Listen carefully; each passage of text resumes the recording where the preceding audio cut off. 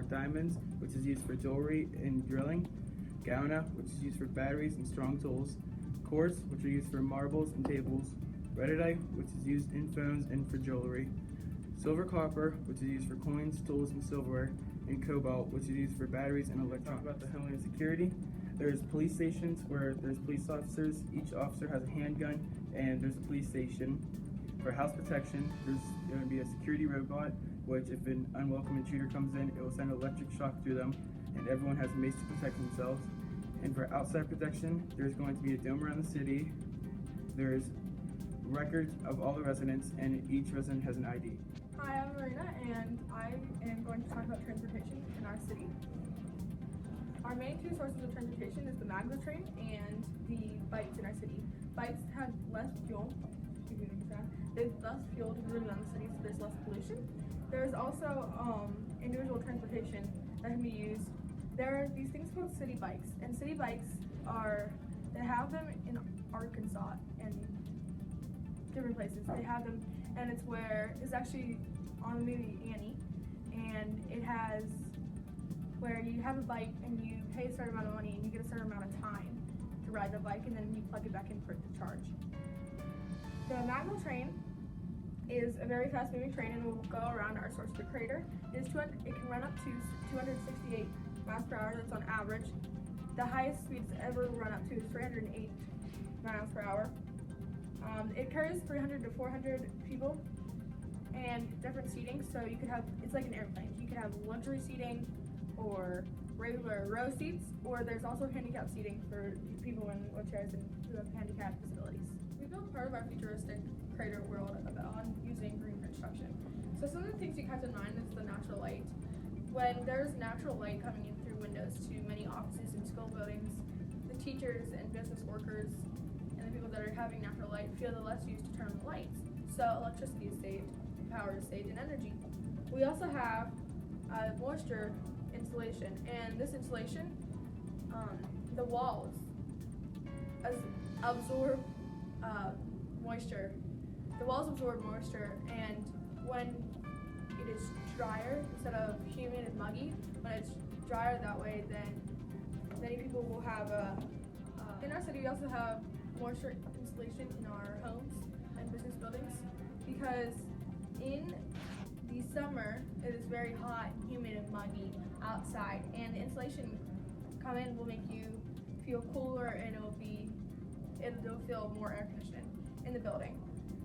In the winter, the walls will release some of the water and make it warmer in the winter. I'm Jonathan, and I'm here to talk to you about the ceramics in our future city. Most of the buildings are made out of ceramics. We have hospitals, churches, and mosques made out of buildings. Also, the houses are lined in ceramics so they don't melt if there's a fire. I'm going to talk about fire safety. Our city is required to have fire hydrants installed on every street. Also, every floor has to have sprinklers and a fire extinguisher. All homes and buildings are required to have smoke detectors that are able to alert all people, including blind people and deaf people. Appliances have an auto shut-off feature that after 5 minutes that prevents fires from starting. And finally, there's a firefighting unit that uses planes to extinguish large fires. Finally, I'm going to be talking about waste management. Our city has a one-stream recycling system. We take 6 different types of recycling. There's paper and cardboard, plastics, glass, metal, and rubber. On Monday, paper and cardboard gets collected. Tuesday, plastics gets collected. Wednesday, glass gets collected. Friday, metal is collected. And Saturday, rubber is collected. Every house has a composting bin that they put food in so we can use to fertilize the farms that we have. And the excess garbage and recyclables get shipped to a special factory where we can use them to make building materials. Hi, I'm Dominique, and I'm doing our city layout for Craterville. Our houses are located near the schools because the children have equal access to them. Churches are equidistant, so are the hospitals, so the residents will have equal health care and equal access to the religious centers. Our apartments are located in the middle of the city, and the markets are located in the middle of the city also, because the tourists and apartments will have an overlook of the whole entire city. The advantages of having where we located our stuff is easy access to education, quick access to healthcare and religious centers, and less use of transportation to get to the recreation and markets, and tourists can easily visit any part of the city. We're going to be talking about house development and layout. The first thing I have is the steps to making a planned community are thinking of the population to support and the potential expansion of the population, a range of homes and a range of prices for low-income housing, thinking of power supply, law enforcement, water, education, healthcare, and the needs of the residents. Why using house development is a good idea? Because it is a good use of undeveloped land, it is carefully planned, land conflicts are less frequent, and it will provide the community with better opportunities. The benefits of having house development is a more structured community. Community would benefit people with disabilities, and it would perfect amount of space for recreation and expansion, and it's less room for conflicts. About how we surveyed our land. Why we surveyed our land, it was to find the boundaries of our land, for building fences for homes, making a map of our community, it helps, and where we can build things on, and testing of the ground below for what we can build possibly above it. And the benefits, it used elements of geometry, trigonometry, regression analysis, physics, meteorology, engineering, programming languages, and law. These elements, we can use them and we can teach them in our schools, and it can help us start our city's future. Hi, I'm Zach, and I'm gonna talk to you about how we use our communication, how we communicate with each other in Cratersville. So, first, we have a new type of phone. It's made by the company Braddock's. Up here, we have solar panels so that you can charge your phone while you're playing in the sun. Also, now the speakers are up front so you can hear the volume of the phone much better. And now you can walk around, go anywhere, and you still get free Wi-Fi.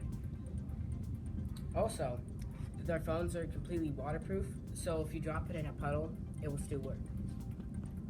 You can also call anyone from any continent now. So if you have your relative in Antarctica and you're living in Canada, you could call them and you won't get charged for calling them. Hi, I'm Zach, and I'm going to talk to you about our food production system. First, we get our food imported by plane and train from many other countries. Also, every garden lots of gardens are given to many people so that they can produce their own fresh fruit. So they don't have to rely on us to giving them all of their needed food. Also, we have farms where we purchase fresh fruits, meats, and vegetables, so they're not put in any hormones or toxins that are unneeded. And there's a market all around the city where the civilians can purchase their own fresh fruits and vegetables. Hi, I'm Zach, and I'm going to talk to you about our nuclear technology. Our civilians use nuclear technology every day by using smoke alarms, phones, and plenty more of our everyday needs. Our medical personnel uses nuclear technology too by conducting medical processes like X-ray radiation therapy and X-rays. Lastly, our scientists in our city use nuclear technology to mutate plants to grow faster and produce more crops and each harvest. Hi, my name's Ethan, and I'll be talking about how we use steel in our city. So we start off by using steel mainly in our transportation, which includes our maglev train, the train itself, the tunnel it goes through, and also its tracks. And we also talk about using steel in our bikes and our cars if needed. And then we also use steel for infrastructure, for framing our houses to make the walls more structurally sound, so if anything were to happen, the house would not collapse. Now I'm going to talk about the power supply in our city. So in Craterville, we have quite a few ways of getting power. Some examples maybe be biofuel, geothermal power,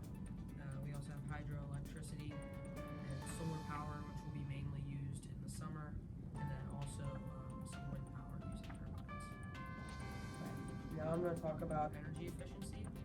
So to maximize the amount of solar power efficiency we get, we thought it would be a good idea to darken the color of the solar panels so that they'd absorb more of the sun's rays rather than having a lighter color which would reflect some. Our city will also use LEDs in their streetlights more than the average bulb because LEDs have been known to be brighter and more energy efficient. We are also going to use wind power, and in order to do that, we're going to put them in an area that we can mark off as a no-fly zone for any aircraft so that it can be put higher up into the jet stream to make the turbine blades spin a little faster and generate more electricity, and also due to the fact that our city provides its own energy for itself, we'll be able to save energy on having to transport the energy out around everywhere. Our city was Craterville, and as you know, our crater was located in Quebec, Canada, in the Manicouagan crater. It was a meteor impact crater, and just to talk about the crater in general, these lights represent the ventilation shafts, so that if anybody were to be trapped in a mine, a rescuer could go down the shafts and try and find those people who were trapped. So this is our housing. Our housing are made up of recycled materials that are melted and molded into bricks, and the houses are lined with ceramics. So ceramics, because ceramics do not burn or catch on fire, so if there was an unfortunate house fire, then the houses wouldn't burn. These houses over here are our breakfast buildings, and they are houses that are closer to the general area of our city, while the recyclable material buildings are closer to the crater and for mostly our miners in our city. So this is the market square where everyone can buy all they want, from fruits and vegetables to clothing and games. So when people come out of church, they're in a walking distance from the market square in the church. So they can just walk down this street here on the side of the road so they don't get hit and enter in through the entrance. And then the apartment buildings, they're so close that they're in walking distance too. This is our recreation area where we have a recycled material ski slope for fun in the winter, and we also have our sports arena. Our ski slope in the winter is built up upon trash, and the trash is underneath and it goes into an incinerator and it holds up the ski slope area. We also have, like you said, the sports arena because everybody on our team plays sports, and we thought it was appropriate for our city. Right here is our mayor's house / government's official building.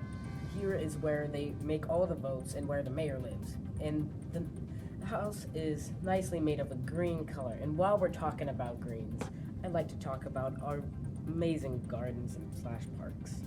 This is our park over here with our entryway, and you can go across the school if like kids want to take a walk. And obviously this is not the whole extent of our Manicouagan crater, so it will go off the edge. We also have parks and playgrounds and little fun backyards and areas in the back of every school, every house that had the school kids. And going back to the school, our school has a little environmentally friendly garden on the top of it. And this school is for grades K through college. And so anybody who'd like to enjoy it can go up there.